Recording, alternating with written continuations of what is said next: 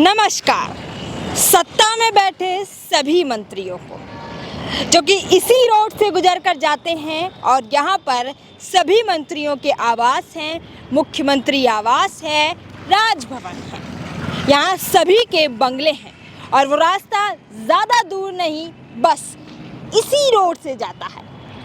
मैं साल में जाने कितनी बार इसी रोड से गुजरती हूँ, लेकिन कई बार एक सवाल है जो मेरे मन में गूंजता है और चाहती भी हूँ कि मैं सभी से पूछूं, लेकिन कभी पूछना नहीं हो पाया।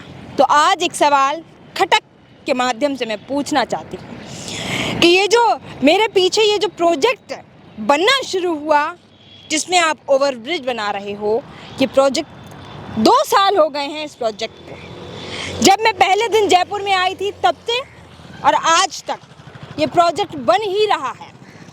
इतना डिले क्यों किया जा रहा है, वो भी इतनी स्पेशल जगह पे जिसको यहाँ पर वीवीआईपी रोड के नाम से जानते हैं।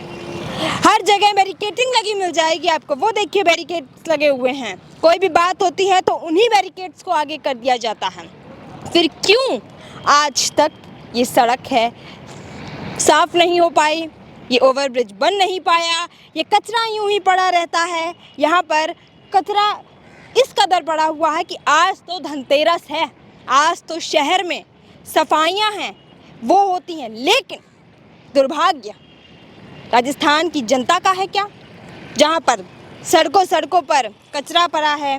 वीवीआईपी रोड कहते हैं इसे, जिसका शुरुआत हम कहेंगे यहीं से होती है। ऊपर ओवरब्रिज का जो ये प्रोजेक्ट है वो बन रहा है और नीचे कचरा पड़ा हुआ है और कोई साफ सफाई है वो नहीं होती है। लेकिन जो असल वीवीआईपी वाली जगह है जहाँ से आवाज़ शुरू होते हैं, वहाँ एक मक्खी भी अगर आपको बेफिजूल में उड़ती दिख जाए तो बहुत बड़ी बात होती है। ऐसा इसलिए कह रहे हैं क्योंकि हम दिन में कई बार इन्हीं रोडों से गुजरते हैं, चक्कर लगाते हैं, आते हैं, जाते हैं, लेकिन हर बार एक सवाल उठता है और हम उसका जवाब ढूंढने के लिए इधर उधर जाते हैं, लेकिन हमें उसका कई बार जवाब नहीं मिल पाता है क्योंकि काम कार्य पर है, प्रगति पर है, ऐसा बोल दिया जाता है। लेकिन आप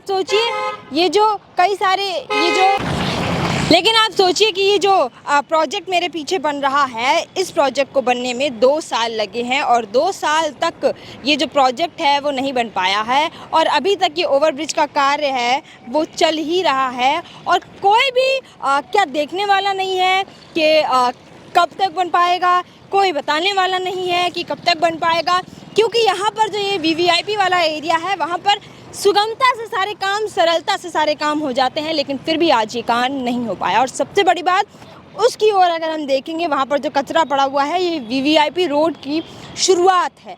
शायद कहेंगे कि स्वागत करने के लिए यहाँ पे इस कचरे को डाल रखा है कि यहाँ से जो भी अंदर को जाएगा वो बीमारियों को अपने साथ लेकर जाएगा।